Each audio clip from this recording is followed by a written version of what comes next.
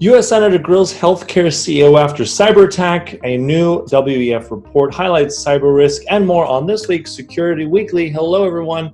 I'm Sasha, and welcome to another episode where you'll get the latest on what's happening across the world in technology and security.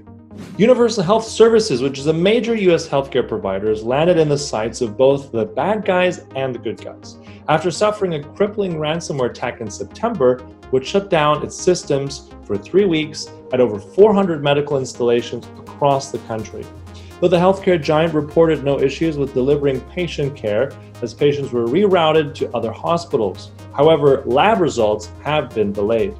Now, U.S. Senator Mark Warner, a former tech entrepreneur and a fierce advocate of cybersecurity policy in Washington, has challenged his company's CEO and raised many concerns against the Fortune 500 company, including UHS's vulnerability management process, its protection of medical devices, and pressing whether UHS had breached any HIPAA protocols.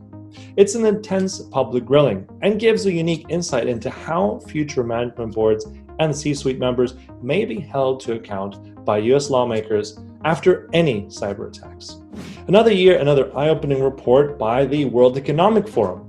In its annual Regional Risks for Doing Business report, the organization collected responses from 12,000 business insiders from across 127 nations. It's a comprehensive account and gives the world a keen insight into which threats are at the top of the list of business leaders and policymakers. This year found that the fear of cyber attacks ranked at 4th place out of a list of 30 global risks, which included infectious disease and fiscal crises, to name a few.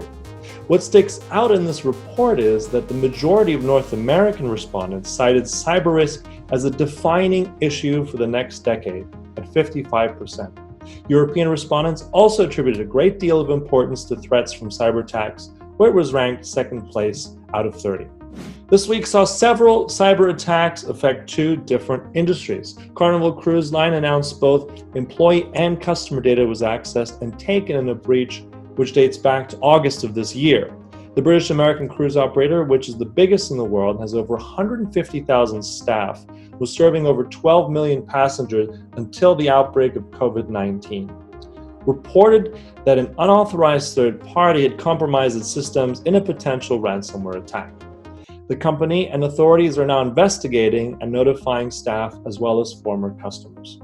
It seems probable that information accessed during the attack included names, addresses, as well as passport numbers, all vital info which threat actors could use in several fraud or identity attacks in future.